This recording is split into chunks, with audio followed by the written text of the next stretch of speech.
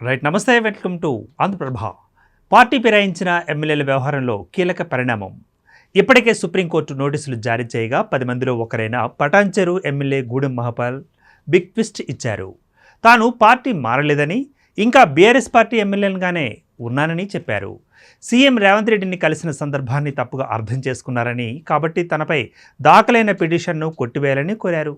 2014లో తెలంగాణ ఆవిర్భావం తర్వాత 10 ఏళ్ల అధికారంలో ఉన్న బీఆర్ఎస్ పార్టీ 2023 అసెంబ్లీ ఎన్నికలలో ఓటమి పాలైంది. 64 అసెంబ్లీ స్థానాలు కైవసం చేసుకొని కాంగ్రెస్ అధికారంలోకి రాగా బీఆర్ఎస్ 39 స్థానాలకే పరిమితమైంది. అయితే ఆ తర్వాత చోటు చేసుకున్న రాజకీయ పరిణామాలలో పలువురు బీఆర్ఎస్ ఎమ్మెల్యేలు కాంగ్రెస్ గూటికి చేరుకున్నారు. 10 మంది ఎమ్మెల్యేలు బీఆర్ఎస్ పార్టీకి గుడ్ బై చెప్పి కాంగ్రెస్ కండువా కప్పుకున్నారు. పార్టీ ఫిరాయింపులపై బీఆర్ఎస్ ఎమ్మెల్యేలు కౌశిక్ రెడ్డి, కేపీ వివేకానంద్, చింతామోహన్ సుప్రీంకోర్టులో పిటిషన్లు దాఖలు చేసిన విషయం తెలిసిందే. ఇక బీఆర్ఎస్ వర్కింగ్ ప్రెసిడెంట్ కేటీఆర్ సైతం రిట్ పిటిషన్ దాఖలు చేశారు. దీంతో పార్టీ మారిన ఎమ్మెల్యేలపై ఎలాంటి చర్యలు తీసుకున్నారో చెప్పాలంటూ సుప్రీంకోర్టు అసెంబ్లీ కార్యదర్శి స్పీకర్కు నోటీసులను జారీ చేసింది. వివరణ ఇవ్వాలని ఎమ్మెల్యేలకు సైతం నోటీసులు ఇచ్చింది. పటాన్చెరు ఎమ్మెల్యే గూడెం మహపాల్ రెడ్డికి సైతం సుప్రీంకోర్టు నోటీసులు ఇవ్వగా పార్టీ మార్పుపై ఆయన ట్విస్ట్ ఇచ్చారు.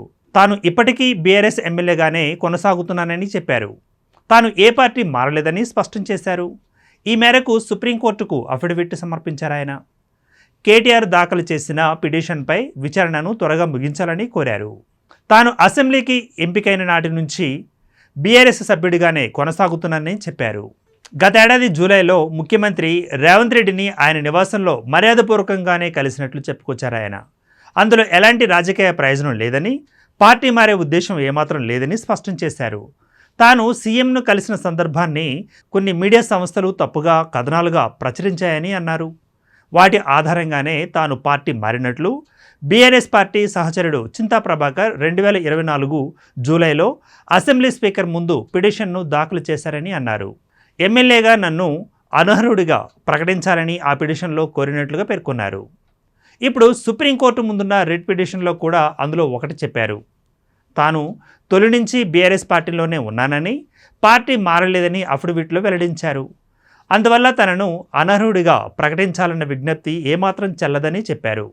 కాబట్టి తనపై దాఖలు చేసిన పిటిషన్పై విచారణను ముగించాలని అఫిడవిట్ ద్వారా సుప్రీంకోర్టును కోరారాయన.